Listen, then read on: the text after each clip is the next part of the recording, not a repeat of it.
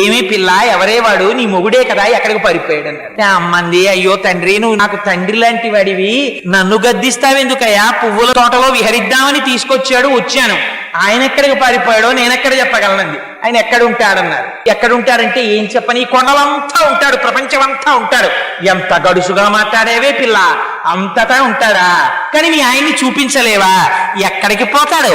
చీకటిగా ఉంది కదా, నేను వృద్ధుణ్ణి అయిపోయాను, నిన్ను గుర్తుపడదామన్నా నువ్వెవరో గుర్తుపట్టలేకపోతున్నాను, అందుకని నిన్ను ఈ సంపంగి చెట్టు కట్టేస్తానని మొలకున్న ఉత్తరీయం తీసి ఉత్తరీయం వేసి కట్టేశారు. ఆయన కట్టేస్తే పాపం తల్లి రాత్రంతా సంపంగి చెట్టుకి కట్టుబడిపోయి ఉండిపోయిందండి.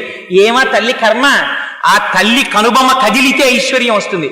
అటువంటి తల్లిని ఉత్తరీయంతో కట్టేశారు అనంతాచార్య వారు.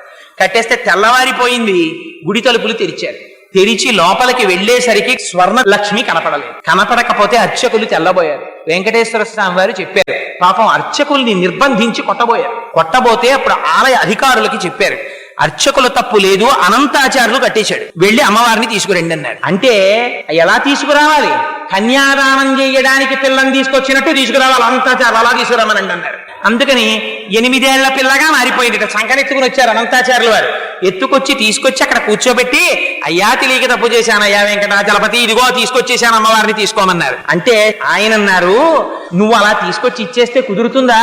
నువ్వు మళ్ళీ నాకు పిల్లని తెచ్చి ఇచ్చిన వాడివి, నువ్వు మామగారివి నాకు అని మామగారు అని పిలిచి తను కట్టుకున్నటువంటి పంచె విప్పి అనంతాచార్యులు వారికి మెడలో వేశారు. తను పెట్టుకున్న కర్ణాభరణములను తీసి అనంతాచార్యులు వారి చెవులకి తొడిగారు. తన మెడలో వేసుకున్నటువంటి హారములు తీసి అనంతాచార్యులు వారి మెడలో వేశారు. అదిగో ఆ అనంతాచార్యుల వారంటే అంత పరమపావనమై ఆయనతో సాంగత్యమును అనుభవించిన వారు.